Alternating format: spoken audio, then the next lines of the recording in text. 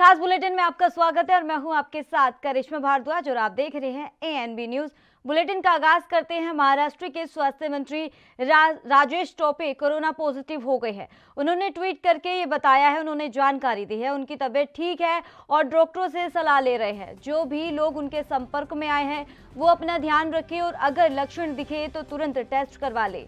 स्वास्थ्य मंत्री ने साथ ये भी लिखा है कि वो कोरोना को हराकर फिर लोगों की सेवा में लग जाएंगे। बता दें आपको, महाराष्ट्र में एक बार फिर कोरोना के मामले तेजी से बढ़ने लगे हैं। इसे लेकर सीएम उद्धव ठाकरे ने आपातकालीन बैठक भी बुलाई है। महाराष्ट्र में पिछले 24 घंटे के अंदर 5400 से अधिक कोरोना मामले ये सामने आ चुके हैं और महाराष्ट्र के 3 जिलों में ने रविवार तक अपने यहाँ लॉकडाउन की घोषणा कर दी है और ये 3 जिले यवतमाल, अकोला और अमरावती है। और आपको बता दें कि 28 फरवरी तक नाइट कर्फ्यू रहने का आदेश भी जारी कर दिया गया है। इन 3 जिलों में शनिवार रात 8 बजे से लेकर सोमवार सुबह तक लॉकडाउन रहना है। गुरुवार के दिन मुंबई में भी नई कोरोना गाइडलाइन जारी की गई है, जिसके तहत अब होम क्वारंटाइन का नियम तोड़ने वालों पर सख्त कार्रवाई की जाएगी। इसके अलावा होम क्वारंटाइन हुए व्यक्ति के हाथ पर मुहर भी लगेगी।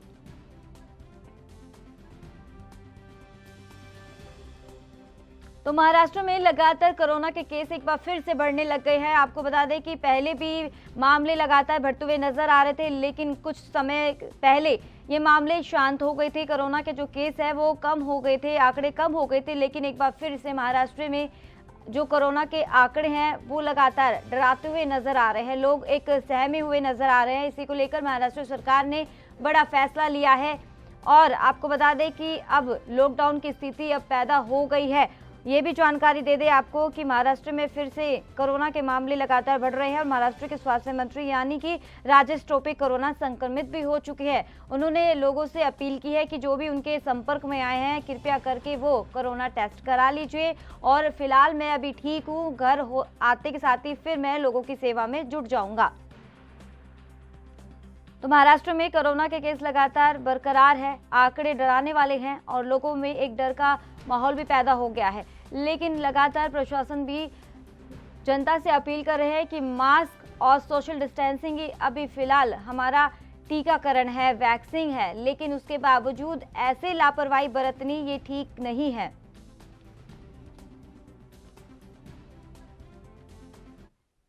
इस पर तमाम जानकारी देने के लिए महाराष्ट्र से हमारे संवाददाता मुरारी सिंह जुड़ गए हैं। मुरारी सिंह, लगातार महाराष्ट्र में कोरोना के केस है वो लगातार बढ़ते हुए नजर आ रहे हैं। अगर बात करें केंद्रीय मंत्री राजेश टोपे की तो वो भी कोरोना पॉजिटिव हो गए हैं। होने के बाद उन्होंने मैसेज दिया कि जो उनके संपर्क में है वो अपने आप को क्वारंटीन करें और चेकअप कराएं। साथ ही उन्होंने कहा कि उनकी सेहत अच्छी है, वो बहुत जल्द वापस लौटेंगे और लोगों से अपील की कि मुंबई में दूसरे लहर की कोरोना बीमारी जो है फैल रही है। ज्यादातर से मुंबई की बात करें तो 405 इलाके यहाँ पर सभी तक है। लगभग 100 सोसाइटियां ऐसी हैं जहां पर बीएमसी ने सील किया हुआ है, तो लोग सतर्क रहे, सुरक्षित रहे। जी तो मुरारी सिंह, लगातार जिस तरीके से कोरोना के केस बढ़ रहे हैं और वहीं अब ये भी जानकारी मिल रही है कि स्वास्थ्य मंत्री राजेश टोपे कोरोना पॉजिटिव हो गए हैं, क्या लगता है कि अभी भी जनता जागरूक नहीं है जिस तरीके स्वास्थ्य मंत्री भी अब कोरोना पॉजिटिव हो गए हैं? तो देखिए, कहना गलत नहीं होगा, पिछले 10-15 दिनों में लोकल ट्रेन शुरू हुई है टाइम टेबल के साथ, लेकिन बड़े पैमाने पर यहाँ सोशल डिस्टेंसिंग और मास्क की धज्जियां उड़ाई जा रही थी, जिसे लेकर के रेलवे प्रशासन द्वारा बृहन मुंबई महानगर पालिका को पत्र लिखा गया था कि यहाँ पर बहुत लापरवाही रेलवे में बरती जा रही है, जिसे लेकर के बीएमसी ने स्वास्थ्य मंत्री टोपे के साथ में चर्चा की थी और अब कहीं न कहीं कड़े नियम के साथ जो है बीएमसी लोगों को सतर्क कर रही है। अगर मुंबई की लोकल ट्रेन की बात करें भाजी मार्केट की, तो यहाँ पर 280 से लेकर 500 जो है कि क्लीन अप मार्शल तैनात किए गए हैं। मुंबई पुलिस को भी अब कार्रवाई करने का अधिकार दे दिया गया है। लोग अगर मास्क न पहने कहीं भीड़ भाड़ इकट्ठा होती है, लोकल ट्रेन में जो मार्शल तैयार किए गए हैं तो उन्हें छूट दी गई है कि बिना टिकट वो ट्रेन में सफर कर सकते हैं और उन लोगों के ऊपर कार्रवाई कर सकते हैं। तो स्वास्थ्य मंत्री के कोरोना पॉजिटिव के बाद मनपा सहित पुलिस प्रशासन भी सक्रिय हो गई है और आज से कहें मुंबई में लॉकडाउन 2 के तहत कार्रवाई शुरू की जाएगी। जी, पुरानी सिंह, अब ये भी बताया जा रहा है कि 3 जिलों में अब लॉकडाउन की स्थिति पैदा हो गई है। प्रशासन ने ऐलान कर दिया है, सरकार ने ऐलान कर दिया है। देखिए, जिस तरीके से स्थिति बढ़ रही थी, क्योंकि पहले जिस तरीके से कोरोना ने कहर मचाया था, उससे बीएमसी, मनपा सहित सरकारी आंकड़ा बाखूबी वाकिफ है। यही वजह है कि जैसे ही आंकड़ा 300 का आंकड़ा 500 या 500 का आंकड़ा 8 तक पहुंचा, तो सरकार सहित मनपा कोई भी लापरवाही न करते हुए उन 3 जिलों में जहां सख्ती बरती है, वहीं मुंबई के मुलुंड, चेंबूर, पंतनगर, अंधेरी, बोरीवली की बात करें तो यहाँ पर कई सोसाइटियों में बीएमसी द्वारा सील लगा दिया गया है। आने जाने की इजाजत नहीं है। कोरोना जो कर सकते हैं कि दूसरी लहर मुंबई में देखी जा रही है, महाराष्ट्र सरकार गंभीर है, लेकिन यहाँ आम जनता को भी गंभीर होना होगा और इन बीमारी को लेकर के लोकल ट्रेन में जिस तरीके से धज्जियां उड़ाई जा रही है दादर और वासी मार्केट में, या फिर जो लोकल मार्केट है, यहाँ पर सैकड़ों की भीड़ सोशल डिस्टेंसिंग, मास्क नहीं पहनते हैं और इसी का नतीजा है कि मुंबई दूसरी बार कोरोना की चपेट में आ रही है। जी मुरारी सिंह, अगर बात करें स्वास्थ्य मंत्री राजेश टोपे जो कोरोना पॉजिटिव है, अब उनकी जो स्थिति है वो कैसी बताई जा रही है? डॉक्टरों की माने तो उनके स्वास्थ्य में सुधार आया है, लेकिन अभी भी 5 से 7 दिन उन्हें जो है होम क्वारंटीन में रहना होगा और डॉक्टरों के उन तमाम प्रोटोकॉल को फॉलो करना होगा। हालांकि स्वास्थ्य मंत्री टोपे ने भी जो है कि जानकारी साझा करते हुए उन्होंने कहा कि उनकी सेहत ठीक है, वो बहुत जो है कि जनता की सेवा के लिए हाजिर होंगे और लोगों की जो समस्या है उसे भी ध्यान में रखा जाएगा। लेकिन उन्होंने अपील करते हुए साझा किया कि वो खुद कोरोना पॉजिटिव हो गए हैं। कोरोना नामक जो ये महामारी है, ये अभी गई नहीं है पूरी तरह से। मुंबई से अभी तक कोरोना मुक्त नहीं हुआ है, इसलिए लोग सतर्क रहे, सुरक्षित रहे। साथ ही उन्होंने बृहन मुंबई महानगर पालिका की जो मेयर थी उनसे उन्होंने संपर्क किया और कहा कि पूरे मामले में जो भी उचित कार्रवाई बनती है कीजिए। जी मुरारी सिंह, अब लगातार वैक्सीन भी, अब ये बताया जा रहा है कि वैक्सीन भी हर जगह पर दे दी गई है। छोटे छोटे गांव की अगर बात करें, वहां पर भी वैक्सीन की सप्लाई हो चुकी है। और लेकिन अगर बात करें महाराष्ट्र में भी जिस तरीके से बताया जा रहा है कोरोना की वैक्सीन वहां भी पहुंच गई है, लेकिन उसका खासा असर वहां देखने को नहीं मिल रहा, जिस तरीके से लगातार कोरोना के आंकड़े जो बढ़ते हुए नजर आ रहे हैं। देखिए, पहले खेप की जो वैक्सीन थी वो स्वास्थ्य कर्मियों के लिए थी और दूसरे खेप की जो दवा यहाँ पर पहुंचा है वो खास करके सफाई कर्मी, स्वास्थ्य कर्मी और पुलिस कर्मी है। अब ऐसे में गांव खेड़े में महाराष्ट्र की बात करें तो महाराष्ट्र के कई ऐसे जिले थे जो मुंबई के साथ साथ प्रभावित थे। नासिक, नांदेड़, धुलिया, सतारा, अगर पुणे की बात करें तो बराबर दूसरे नंबर का हॉटस्पॉट बना था कोरोना काल में। तो इन तमाम गांव खेड़ों के लिए दवाई पहुंच चुकी है। लेकिन उनका क्या है, जो दूसरे जगहों से आए हुए हैं, जो रोजमर्रा जिंदगी जीने वाले हैं, जिनका स्वास्थ्य विभाग से या सरकारी यंत्रणा से कुछ लेना देना नहीं है, और ये वो लोग हैं जो मुंबई की लोकल ट्रेन में सफर करते हैं। अब ऐसे लोगों तक ये वैक्सीन कब तक पहुंचेगी और इसका कितना असर होगा, ये आने वाले वक्त में ही पता चलेगा। लेकिन स्थिति खराब हो रही है, लोगों को मुंबई में सतर्क और सुरक्षित रहने की जरूरत है। जी मुरारी सिंह, पहले तो कोरोना का कहर लगातार बरकरार था। महाराष्ट्र में भी जिस तरह की स्थिति देखने को मिल रही है, काफी भयावह है स्थिति। जिस तरह के लगातार जो आंकड़े हैं कोरोना के वो डराने वाले हैं। लोग कहीं ना कहीं वो डरे भी हुए हैं, लेकिन उसके बावजूद भी ऐसी लापरवाही देखना ये सही नहीं है। अगर आपने जनता से बातचीत की कि लगातार जिस तरह के कोरोना के आंकड़े बढ़ रहे हैं, उनको इस चीज का डर नहीं है? देखिए, इस मामले में जब जीरो ग्राउंड पर हम जानने की कोशिश करते हैं तो ज्यादातर श्रम की बात करें तो उन लोगों में ये बीमारी एक मजाक के जैसा है। साफ तौर पर कहते हैं अरे कोरोना चला गया। लेकिन अगर ये हाई प्रोफाइल इलाकों में जाते हैं तो वहां पर अभी भी देखा जाता है कि उनके बिल्डिंगों के बाहर सैनिटाइज की मशीन होती है, वॉचमैन के पास में टेम्परेचर देने वाली मशीन होती है। लेकिन अगर झोपड़ी की बात करें या फिर भाजी मार्केट या जहाँ भीड़ लगने वाले इलाके हैं, वहां पर किसी भी प्रकार की कोई जागरूकता नहीं दिखती है। इसमें कहीं न कहीं पीएमसी की लापरवाही कर सकते हैं, मुंबई पुलिस की लापरवाही कर सकते हैं कि जब इस तरीके की स्थिति पैदा हो रही थी और अभी पूरी तरह से कोरोना मुक्त मुंबई नहीं हुआ था, तो इन तमाम जगहों पर नजर रखनी चाहिए थी। और अभी भी अगर नजर नहीं रखते हैं, सख्त कार्रवाई नहीं होती है और लोगों में जागरूकता नहीं फैलती है, तो मुरारी सिंह, जिस तरीके से एक महाराष्ट्र एक माया नगरी है और यहाँ पर लोग अपने सपनों को पूरा करने के लिए आते हैं, लेकिन उसके बावजूद लगातार आंकड़े बढ़ते हुए नजर आ रहे हैं। अगर बात करें सरकार की, तो सरकार की तरफ से क्या गाइडलाइन जारी की गई है? देखिए, महाराष्ट्र के मुख्यमंत्री उद्धव ठाकरे ने इस मामले में पहले ही गंभीरता लेते हुए स्वास्थ्य मंत्री और मुंबई की महापौर के साथ उन्होंने चर्चा किया था और उन्होंने कड़े शब्दों में कहा था कि अगर लोग सावधानी नहीं बरतेंगे तो आने वाले समय में कड़ा एक्शन लिया जाएगा। जिसके बाद मुख्यमंत्री को उस बयान के बाद मानो कि मनपा पूरी तरह से सक्रिय हो गई और यही वजह है कि बृहन मुंबई महानगर पालिका ने रेलवे ट्रेन में सफर करने के लिए वहां नजर रखने के लिए मार्शल आर्ट तैयार जो है की तैनात किए गए हैं। मुंबई के भाजी मार्केट में जो है बीएमसी की तरफ से कर्मचारी तैनात होंगे। रेलवे स्टेशन से लेकर रेलवे स्टेशन से लेकर प्लेटफार्म तक बीएमसी के वो कर्मचारी तैनात होंगे ताकि जो लोग मास्क न पहने हो, सोशल डिस्टेंसिंग न हो, जहां 5 से 10 लोग इकट्ठा हो, ऐसे जगह पर कार्रवाई करे ताकि लोगों में ज्यादा से ज्यादा जागरूकता फैले और बढ़ते कोरोना के ऊपर अंकुश लगाया जा सके। जी मुरारी सिंह, अगर स्कूल की बात करें, स्कूल कॉलेज की बात करें, क्योंकि कई राज्यों में भी सरकार ने बड़ा फैसला लिया है कि कोरोना का कहर है वो थोड़ा थोड़ा धीरे होते जा रहा है, क्योंकि इस कोरोना के चलते जब लॉकडाउन हुआ था अर्थव्यवस्था पर सीधा असर पड़ने लगा था और बच्चों की पढ़ाई भी काफी असरदायी हुई थी, क्योंकि काफी लोग परेशान भी थे, बच्चे भी परेशान हो रहे थे कि उनकी पढ़ाई सही तरीके से नहीं हो रही। अगर बात करें महाराष्ट्र में स्कूल और कॉलेज की, तो वहां पर क्या स्थिति है? देखिए, अगर स्कूल कॉलेज की बात करें तो जैसे ही कोरोना का संक्रमण बढ़ा उसे लेकर के शिक्षा मंत्री वर्षा गायकवाड़ ने भी और महानगर पालिका के जो अधिकारी थे और महापौर पेंडिकर के साथ में चर्चा हुई, जिस पर उन्होंने कहा कि अगर कोरोना संक्रमण नहीं बढ़ा होता तो स्कूल कॉलेज खोलने के लिए जो उनकी मीटिंग थी 15 तारीख को उनकी मीटिंग थी, लेकिन बढ़ते संक्रमण की वजह से यह मीटिंग की बैठक नहीं हो पाई है।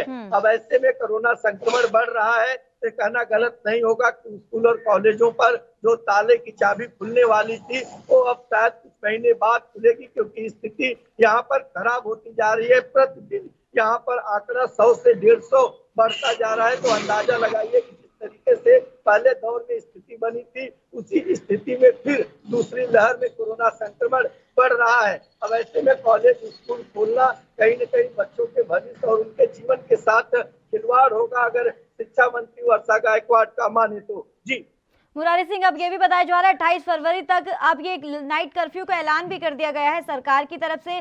पुलिस प्रशासन की अगर बात करें, पुलिस प्रशासन इसको लेकर कितना अलर्ट है और कितनी जागरूक जनता हो रही है वहां पे? देखिए, इस मामले में अब आज जो है कि मुंबई पुलिस प्रवक्ता की तरफ से कोई बयान जारी किया जाएगा, क्योंकि कल देर शाम इस पूरे मामले में मुंबई पुलिस को इसकी जानकारी मिली है। हालांकि मुंबई पुलिस को सिर्फ इंतजार रहता है आदेश का। आदेश मिलने के बाद मुंबई पुलिस जिस तरीके से काम करती है कहना गलत नहीं होगा। कोरोना काल में एक अहम योद्धा के रूप में मुंबई पुलिस की भूमिका थी, क्योंकि माया नगरी सप्तों का शहर, एक एक गली कुचलों में 1-1 लाख 2-2 लाख लोग रहते थे, उनको संभालना मुंबई पुलिस के लिए चुनौती था। और ऐसे में अगर 28 तारीख से नाइट कर्फ्यू लगता है तो मुंबई पुलिस उन तमाम गाइडलाइन को फॉलो करेंगे, चाहे नाकाबंदी के जरिए, चाहे वाहन चेकिंग के जरिए, या मास्क या सोशल डिस्टेंसिंग, या जिस तरीके से जगह जगह कार्यक्रम चल रहे हैं, hotel, restaurant, pub, beer bar, ऐसे जगहों पर भी उनकी नजर होगी ताकि हालात और स्थिति सामान्य किए जाए। जी बिल्कुल मुरारी सिंह, अब देखना ये होगा कि महाराष्ट्र में जिस तरीके से कोरोना का जो कहर है वो बरकरार है, लोग इसको लेकर कहीं ना कहीं लापरवाही तो देखने को मिल रही है, लोग अभी इसको लेकर अलर्ट नहीं है। चलिए, बहुत बहुत शुक्रिया मुरारी सिंह तमाम जानकारी देने के लिए। रुक करते अगली खबर का। पंजाब के फरीदकोट से दिल दहला देने वाली एक मामला सामने आया है, जहां यूथ कांग्रेस के नेता यानी कि गुरलाल सिंह भुल्लर की गोली मारकर हत्या कर दी गई है। गुरलाल को गुरुवार शाम 2 बाइक सवार ने अज्ञात हमलावरों ने गोली मारी है, जिसके बाद उन्हें अस्पताल ले जाया गया, जहां उन्होंने दम तोड़ दिया। और इस दौरान मुख्यमंत्री कैप्टन अमरिंदर सिंह ने घटना का संज्ञान लेते हुए पंजाब के डीजीपी को सख्त कार्रवाई के निर्देश दिए हैं। कांग्रेस नेता गुरलाल सिंह भुल्लर की हत्या के मामले में सीएम कैप्टन अमरिंदर ने ये ट्वीट करते हुए लिखा है कि साथ ही उन्होंने कहा कि फरीदकोट यूथ कांग्रेस अध्यक्ष पर हमले की घटना चौंकाने वाली है। मैंने पंजाब के डीजीपी को निर्देशित किया है कि मामले की एक त्वरित जांच सुनिश्चित करें और इस जघन्य कांड के दोषियों को कड़ी से कड़ी सजा दी जाए।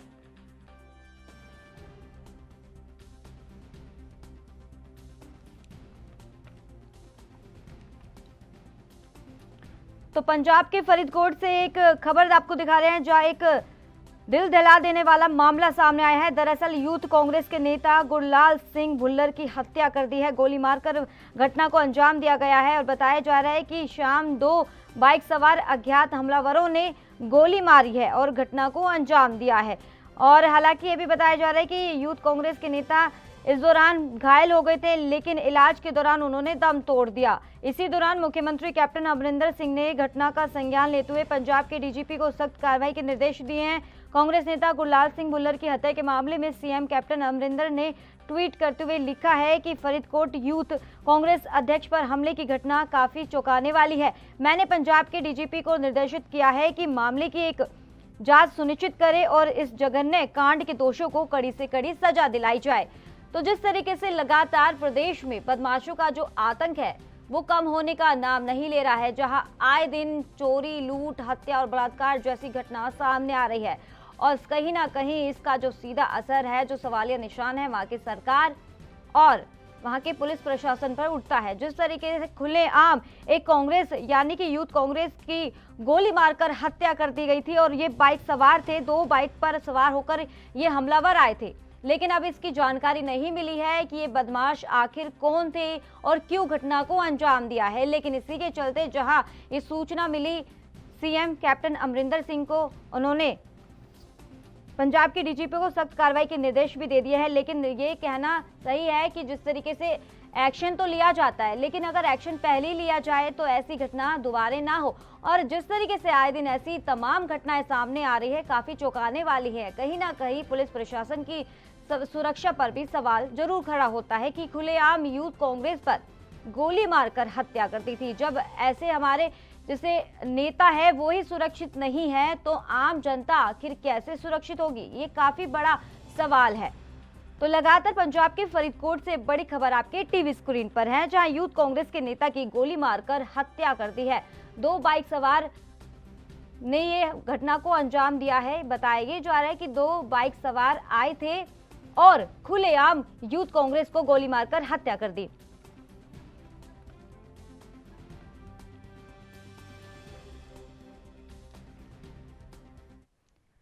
तो इस पर तमाम जानकारी देने के लिए फरीदकोट से हमारे संवाददाता नरेश शेट्टी जुड़ गए हैं। नरेश, बड़ी खबर है, जहां वैसे तो कहा जाता है कि प्रदेश में आए दिन ऐसी तमाम घटनाएं सामने आती है जहां हत्या की वारदात आए दिन आ रही है, लेकिन एक ऐसा ही मामला फरीदकोट से सामने आया जहां यूथ कांग्रेस की गोली मारकर हत्या कर दी है। क्या है पूरा मामला, विस्तार से बताइए। कि कल शाम को जो 2 बाइक सवारों द्वारा एक यूथ कांग्रेस के जो जिला अध्यक्ष थे उनको गोली मारकर हत्या कर दी और मामला इतना संगीन था कि पुलिस ने तुरंत इसका संज्ञान लेते हुए तुरंत कार्रवाई करते हुए वहां जो है मौके पर पहुंची और जांच की शुरू कर दी थी। हालांकि इस मामले में मुख्यमंत्री कैप्टन अमरिंदर सिंह द्वारा भी एक ट्वीट करके संज्ञान लिया गया और वहीं डीजीपी पंजाब को भी आदेश दिए गए हैं कि जल्द से जल्द इस मामले की तह तक पहुंचकर जो भी आरोपी उनको सामने लाया जाए। इससे आगे हमें एक और बात बता दें कि लॉरेंस बिश्नोई ग्रुप द्वारा भी इसके कत्ल की जो है जिम्मेदारी ली गई है।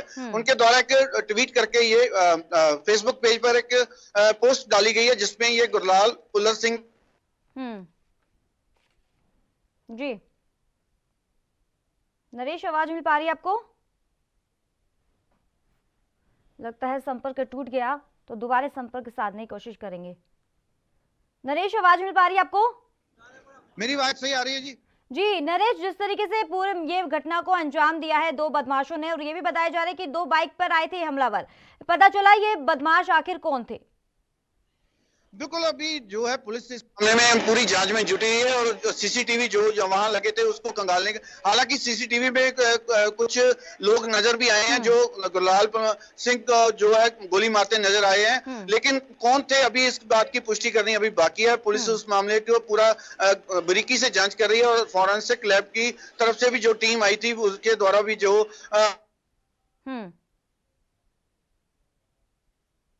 जल्दी क्या है जी। तो नरेश, अगर परिजनों से बातचीत की हो तो परिजनों का क्या कुछ कहना है इस मामले पर?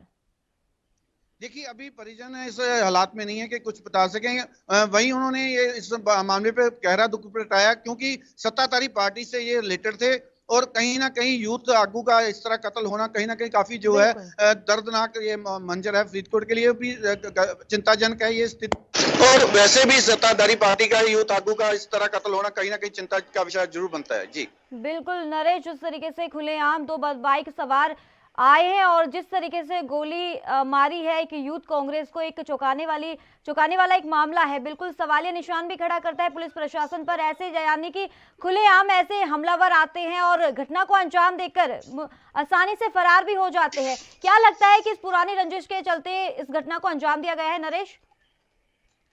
देखिए, जैसे लॉरेंस ग्रुप द्वारा फेसबुक पर एक पोस्ट डाली गई, हालांकि हम उस फेसबुक पेज की पुष्टि नहीं करते, लेकिन फिर भी जिस तरह लॉरेंस बिश्नोई ग्रुप की तरफ से एक पोस्ट डालकर ये कत्ल की जो जिम्मेदारी ली गई है, कहीं ना कहीं एक, क्योंकि कुछ दिन पहले कोटकपुरा के एक नौजवान जो कि चंडीगढ़ में एक स्टूडेंट यूनियन का आगू था, उसका कत्ल हुआ था। उस कत्ल के मामले में माना जा रहा था कि गुरलाल सिंह को उस कत्ल में कुछ उसका भी हाथ था, जिसको लेकर उसका कत्ल किया गया। और वहीं लॉरेंस बिश्नोई द्वारा ग्रुप द्वारा उसमें ये जिक्र भी किया गया कि उस गुरलाल बराड़ का जो है हमने बदला लिया है, और जब तक ये बदला पूरा नहीं होगा तब तक ये ऐसी घटनाएं होती रहेंगी।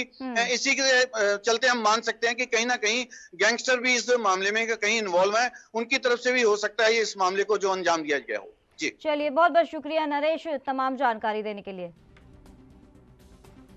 तो लगातार पंजाब के फरीदकोट से ये खबर आपको दिखा रहे हैं, जहां दिल दिला देने वाला मामला सामने आया है। खुलेआम दो बाइक सवार आते हैं और यूथ कांग्रेस के नेता यानी कि गुरलाल सिंह भुल्लर की गोली मारकर हत्या कर दी जाती है। तो रुक करते हैं अगली खबर का। जम्मू कश्मीर के शोपिया में एक बार फिर एनकाउंटर हुआ है। दरअसल सुरक्षा बलों और आतंकियों के बीच ये एनकाउंटर अभी भी जारी है। इस एनकाउंटर को सेना और पुलिस मिलकर अंजाम दे रहे हैं। और आपको ये भी बता दें कि बड़गांव में आतंकियों के छिपे होने की खबर सुरक्षा बलों ने दबिश दी है, और जिसके बाद आतंकियों और सुरक्षा बलों में मुठभेड़ शुरू हो गई है। इससे पहले रिहायशी इलाके में आतंकवादियों की मौजूदगी में ये इनपुट के बाद पुलवामा में तलाशी अभियान चलाया गया है और सुरक्षा बलों के पूरे इलाके को घेर लिया है।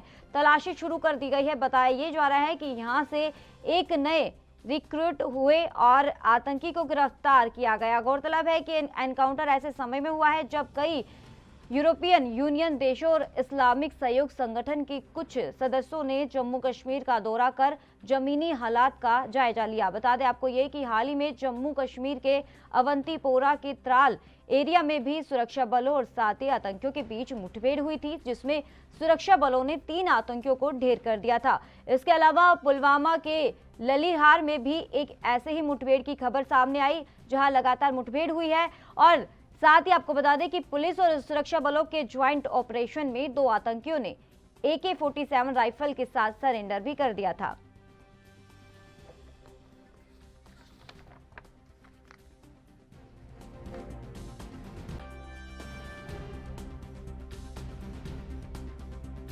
तो जम्मू कश्मीर से है ये खबर। आपको बता दें कि पुलवामा में एक आतंकी पकड़ा गया है। और आपको ये भी बता दें कि शोपियां में एक बार फिर से एनकाउंटर हुआ है। सुरक्षा बलों और आतंकियों के बीच ये एनकाउंटर अभी भी जारी है और इन एनकाउंटर को सेना और पुलिस मिलकर अंजाम दे रही है। बताया ये भी जा रहा है कि बड़गांव में आतंकियों के छिपे होने की खबर पर सुरक्षा बलों ने दबिश दी है, जिसके बाद आतंकियों और सुरक्षा बलों में मुठभेड़ शुरू हो गई है। इससे पहले रिहायशी इलाकों में भी आतंकियों ने मौजूदगी के इनपुट के बाद पुलवामा में तलाशी अभियान चलाया था और सुरक्षा बलों ने पूरे इलाके को घेर लिया है और तलाशी शुरू कर दिया है। और बताया ये जा रहा है कि यहां से एक नए आतंकियों को गिरफ्तार किया है।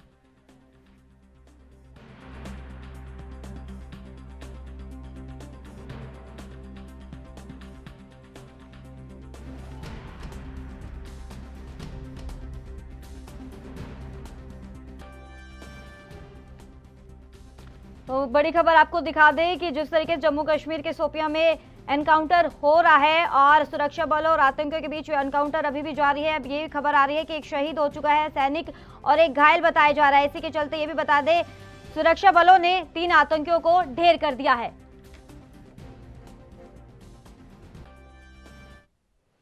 तो इस पर तमाम जानकारी देने के लिए जम्मू कश्मीर से हमारे संवाददाता रविंद्र जुड़ गए हैं। रविंद्र, बड़ी खबर है जहां जम्मू कश्मीर में लगातार एनकाउंटर किया जा रहा है और अभी भी मुठभेड़ जारी है, क्या कुछ अपडेट मिल रही है इसी दौरान? जी देखिए करिश्मा, बीती रात जो है सुरक्षा बलों और आतंकियों के बीच जो है मुठभेड़ शुरू हुई थी और एनकाउंटर सुबह तक जारी रहा। और जो अभी ताजा जानकारी मिल पा रही है उसके मुताबिक 3 आतंकी मारे गए हैं और एक जवान जो जम्मू कश्मीर पुलिस का एसपीओ है, स्पेशल ऑपरेशन ग्रुप का एसपीओ है, पुलिस स्पेशल पुलिस ऑफिसर है, वो एक शहीद हुआ है, एक जख्मी है। जो एनकाउंटर है वहां से 2 AK-47 और एक पिस्तौल जो है वो बरामद कर ली गई है, लेकिन अभी सर्च ऑपरेशन जो है वो चलाया जा रहा है। अभी उसको ऑपरेशन को फॉलो अप नहीं किया जाएगा क्योंकि अभी तक जो है जहां मुठभेड़ स्थल है वहां पर तलाशी अभियान जो है वो चलाया जा रहा है ताकि कोई हथियार आतंकियों की तरफ से रखा गया हो तो उससे कहीं बड़ा नुकसान ना हो।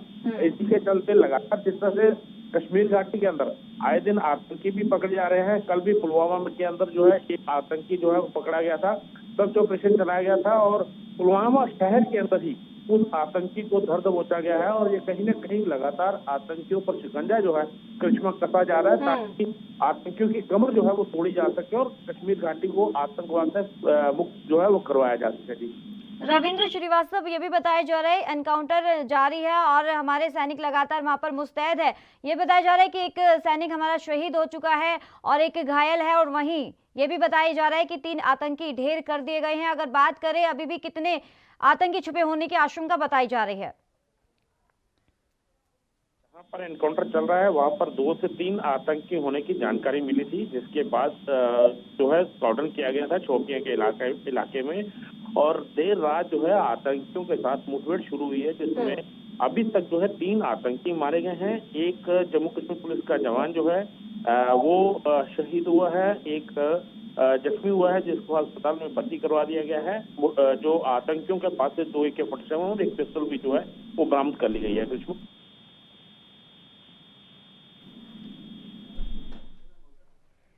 चलिए, बहुत बहुत शुक्रिया रविंद्र श्रीवास्तव तमाम जानकारी देने के लिए।